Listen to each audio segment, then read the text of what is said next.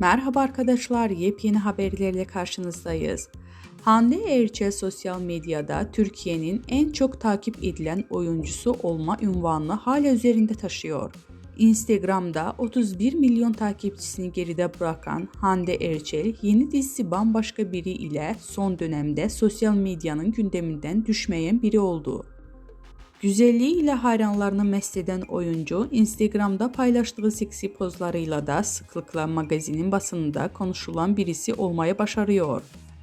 Aşk yaşadığı Hakan Sabancı ile sürekli gazeteler sayfalarını süsleyen ünlü oyuncu, ayrıca internet basınında da yoğun şekilde haberleri yapılan isimlerin başında geliyor.